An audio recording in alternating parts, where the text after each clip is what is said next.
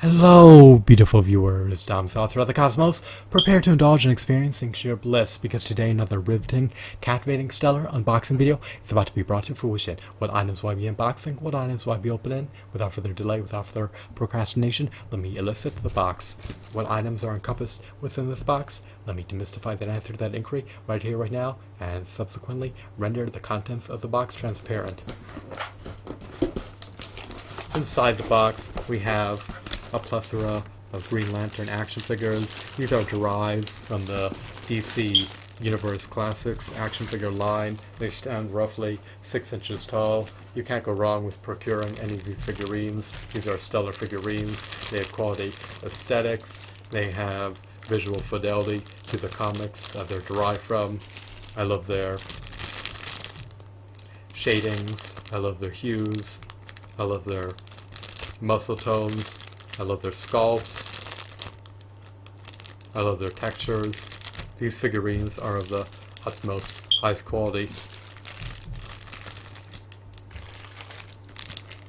Do you concur with my sentiments about them? Or do you disagree? Well, let me show them to you out of their bags. We have some Green Lantern hero. He has interchangeable hands.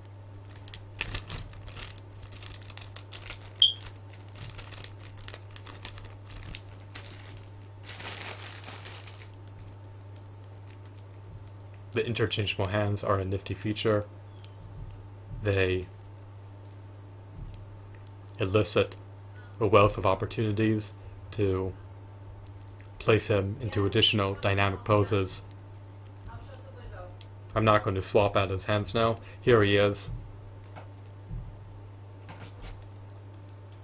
He lacks an ankle pivot, which is unfortunate. His hands can swivel, or his wrists can swivel. His head can swivel.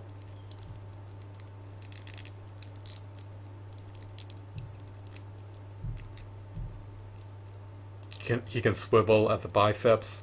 This is a great figurine. His integrity has not been compromised.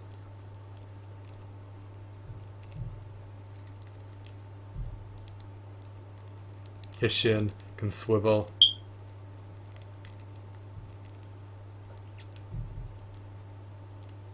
He may have a ratchet in his legs.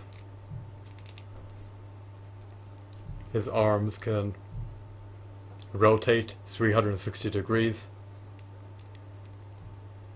I do not want to loosen his ballpoint joints, so I'll just abstain from perpetually rotating him. Here he is. This is a high quality figurine. It provides you with unprecedented value for your money if you're an avid action figure collector.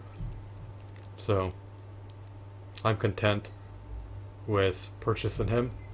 Let me showcase other figurines. Let me flaunt them. What is that figurine's moniker? I do not know. I'm not well acclimated with the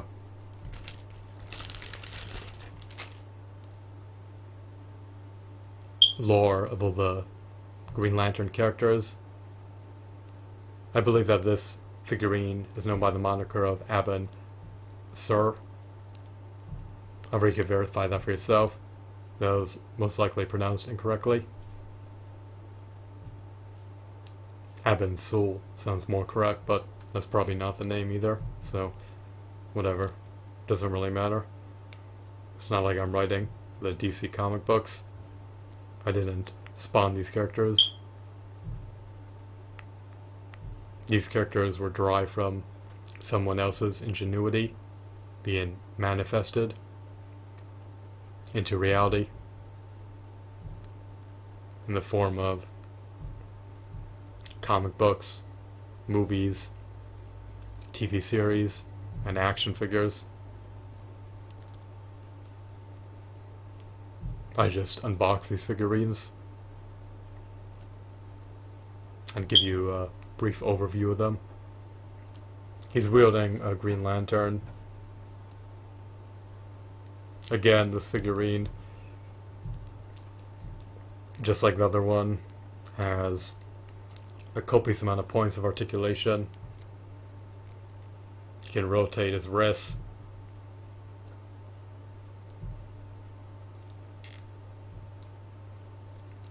His fists.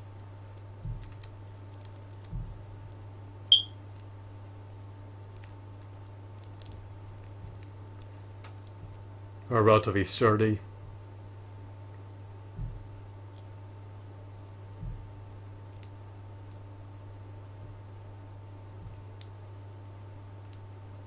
The fingers on his right hand are semi-clenched together, whereas the fingers the fingers on his left hand are semi-clenched together, whereas the fingers on his right hand are fully clenched together.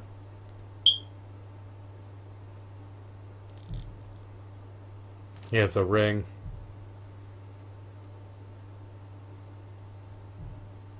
That's molded into his sculpt. He has an ab crunch. He seemingly lacks, oh never mind, he has a bit of waist rotation. His knees are not double jointed, nor are his elbows double jointed, but he does have some rotation, he does have some articulation. And he can rotate some of his joints.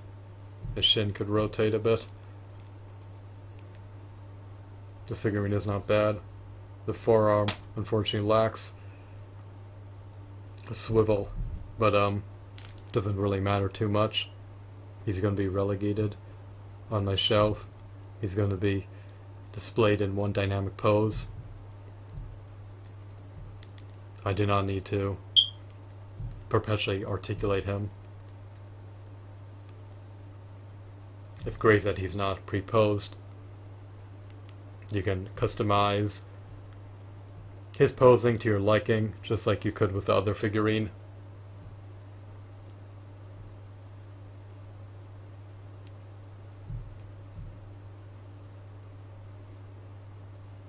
They seemingly have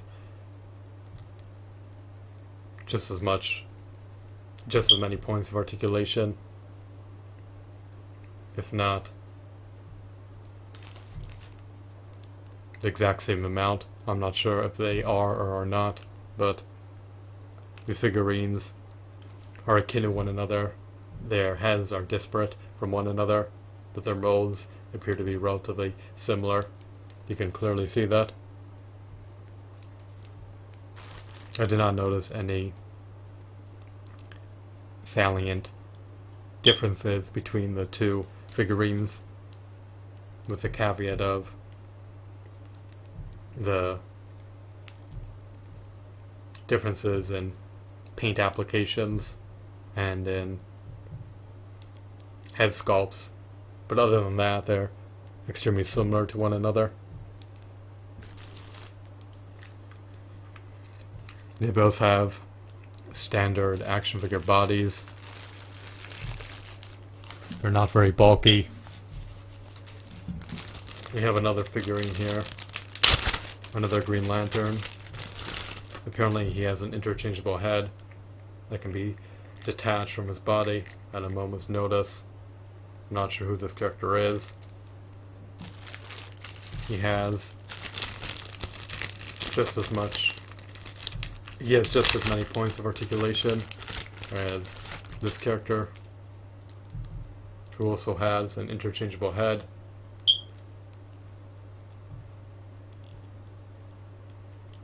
I am not going to detach it now.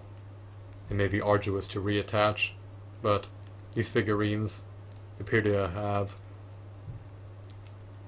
the same exact body, with the caveat of having different heads. These figurines are homogeneous to one another.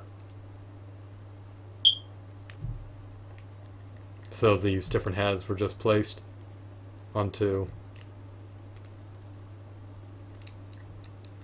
the same type of body. Do you notice any differences between these two bodies?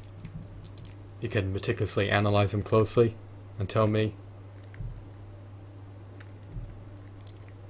with the caveat of the heads, the bodies are the exact same. So, again, I'm not discontent with this purchase and decision.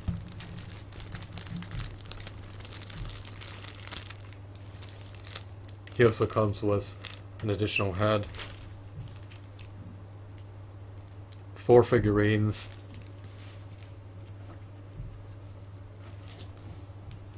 with different heads and extremely similar bodies for a grand total of $30.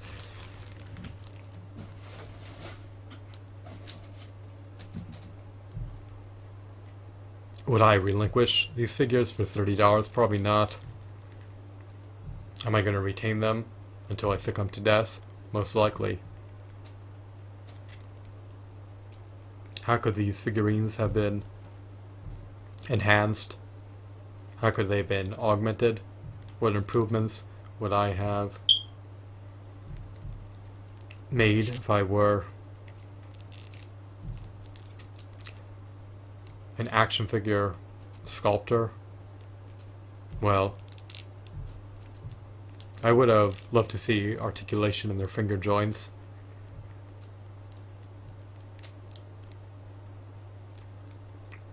I would have loved if they had toe articulation and an ankle pivot. It would have been nice if they all had diaphragm joints and could swivel nearly all of their limbs. But you get what you pay for. These figurines were not over $50 like some of the Bandai figurines. I got them for under $10 each. So for $8.50 per figurine, with the shipping subsumed under the $30 flat rate, I'm gratified with this purchase and decision. You likely would have implemented the same purchase and decision as I did if you're an avid devout DC Universe Classics action figure collector that is looking to integrate these figurines into your prodigious action figure collection. So I have no qualms about my purchase and decision. I'm going to flaunt these action figures on the shelf and see if I could add more Green Lanterns to my collection when I have the monetary resources to do so. At the moment, I cannot afford to splurge, so I have to accumulate some wealth before I can buy another figurine, because they command hefty premium prices on the second-hand market. I have to concede to the prices that the sellers on eBay demand. There's very little leeway for negotiating. You could propose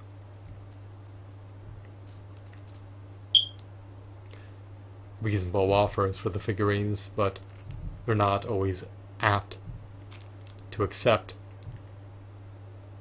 the offers that you have set forth.